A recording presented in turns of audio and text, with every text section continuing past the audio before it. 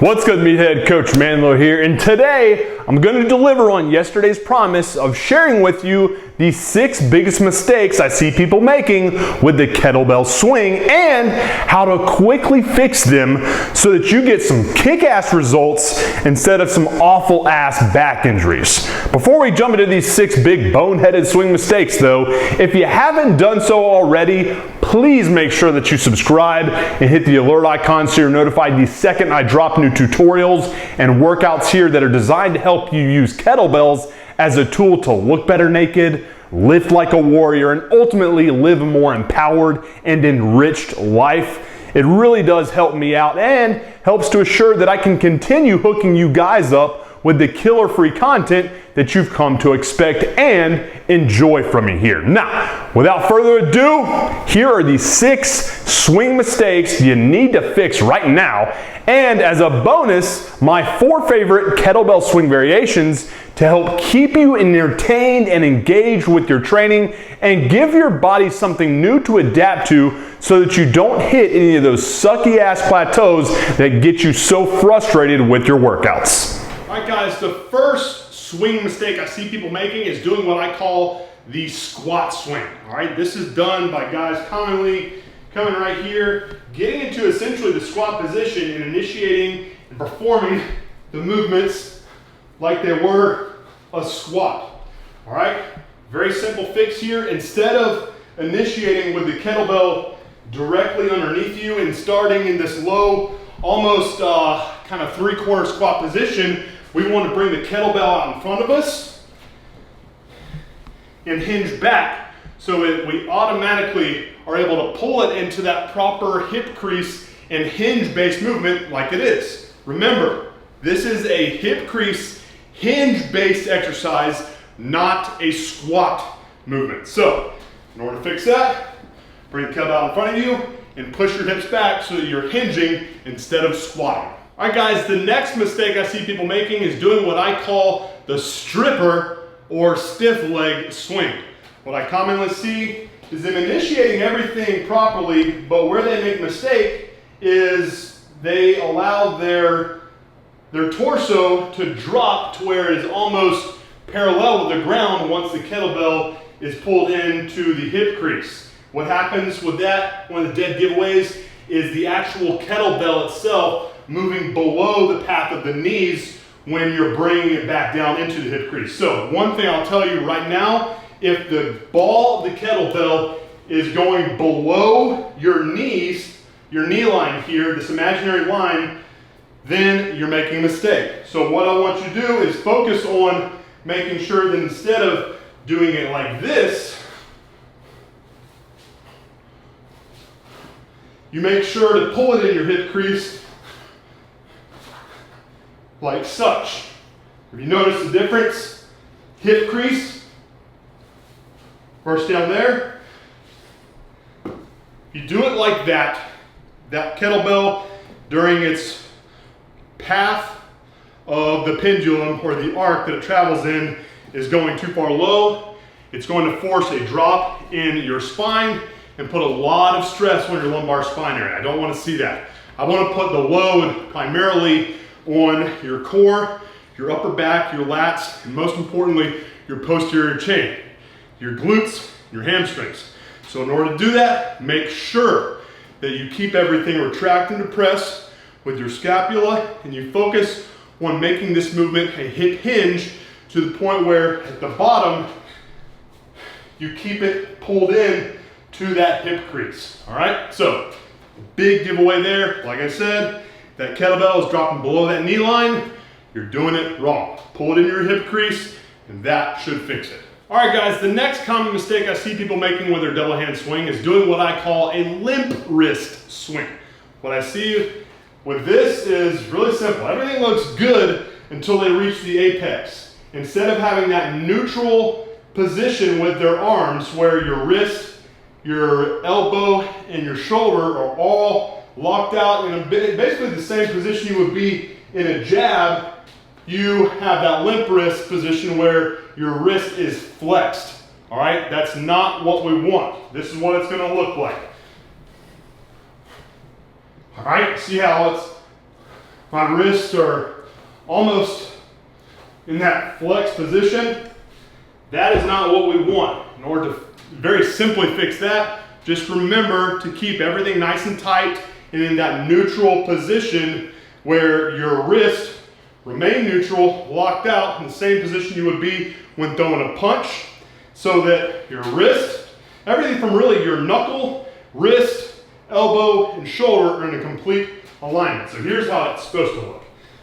Pull in hip crease, neutral, neutral. Remember, neutral, not flexed, and limp wristed. All right guys, next up is what I call the meathead swing. This is very common with bodybuilders that associate the swing movement pattern with the same exercise they would do with isolation-based, I guess front deltoid raises. And you have to understand this about a double hand swing. It is a pendulum-based ballistic movement. Once it reaches its apex, the next thing you want to do is let that kettlebell fall and catch it with your hips. You're not going to resist on the way down the way you would if you were doing a bodybuilding-based, isolation-based front delt exercise. All right, so instead of resisting on the way down, the way a lot of bodybuilders might do with that front delt raise, let that kettlebell fall and catch it with your hips. So instead of doing it the meathead bodybuilder way, do it the correct way. Here's the wrong way. And they try to like resist on the way down instead of letting it fall. All right, so don't resist on the way down.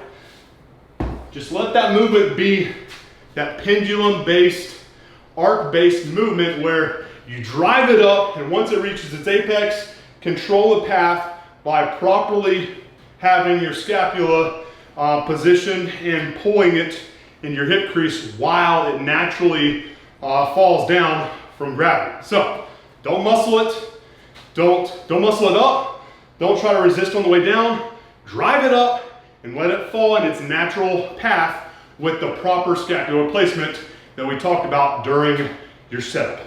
Now, if you are a bodybuilder and are having troubles nailing down how to not muscle the kettlebell up or resist on the way down the way you commonly would with a front delt raise, here's a very simple drill that you can do to help properly teach you the mechanics of a double hand swing. All you're gonna need to do is roll up a very simple towel, feed it through the handle of the kettlebell, grip it as close to that handle as possible so that you're gripping the towel, not the handle of the kettlebell itself. Get in proper position, like we talked about. Pull it in hip crease, and right here.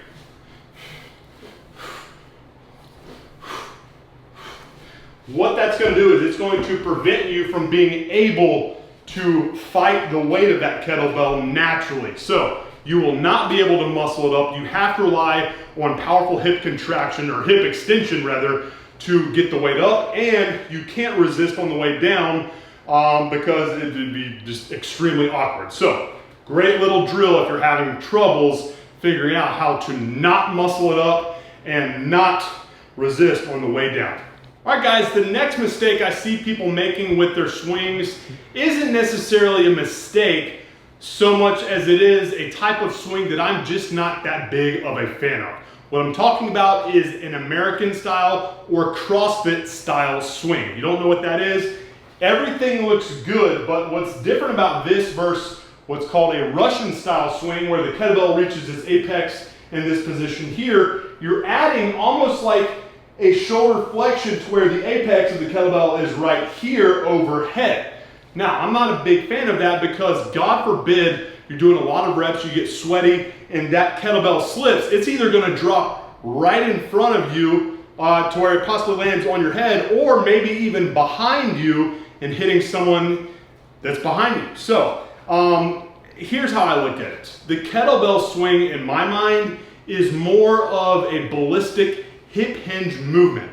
So everything should be centric around your hips and not have any additional anterior delt based movement that you get from the added flexion that you would get with the American or CrossFit style swing. So if you're not familiar with what that American CrossFit style swing looks like, here's what I'm talking about. Everything looks good until you poke that head through and add that shoulder flexion, which puts the kettlebell overhead, all right? I personally think you get far better control and have far better focus movement with your hips, or focus work on your hips, by capping that movement so that the apex of the movement itself is parallel with the ground. I just think you have better control, and it centers it more around the focus of the movement, which is hip base. So, for what it's worth, not a fan of the American style or CrossFit style swing. You don't need to add that shoulder flexion to it. Cap it right here so that it is parallel with the ground, not overhead. All right, and the very last of the mistakes I see people making with their double hand swings is doing what I call a reach swing. Talk about the importance of pre-tensioning in your setup, specifically with your scapular placement, and how you need to be retracted and depressed, and how that impacts the natural arc of the kettlebell in space, and how the shorter the arc is, the more control and the more power you got. Well, if the reverse of that is executed to where you don't have them retracted and instead they're protracted or just not properly tensioned, what's going to happen is you're going to reach out at the apex because that kettlebell is going to pull you forward, and it's not going to allow you to have as much control of the weight in space. So here's what it's going to look like when you're not properly positioned with your scapula. That kettlebell is going to pull you all over the place. All right? Simple fix for that is proper scapular placement in conjunction with properly braced core. Retract, depress, tighten up here. That is what's going to allow you to properly stabilize your spine during the movement and make sure that that arc, or the path that the kettlebell travels in, is very tight and powerful.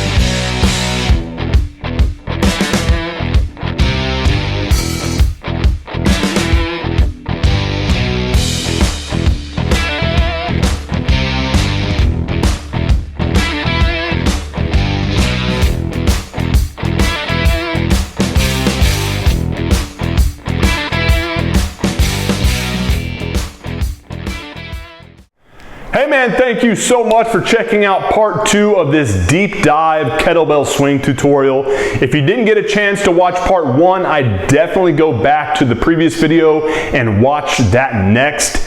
And if you still have any questions for me about the almighty swing, please just fire away down in the comment section below and I'll hook you up with a quick and honest response.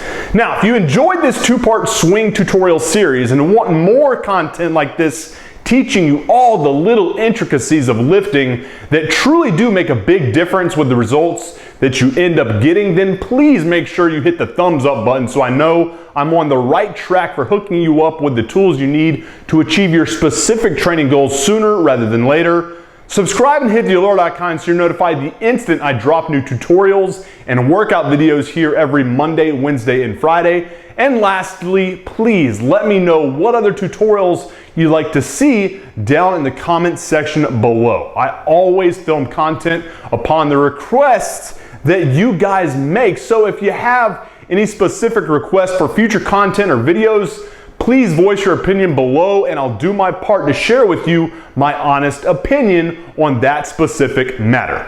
Appreciate your time, guys. Have a good one. MANdler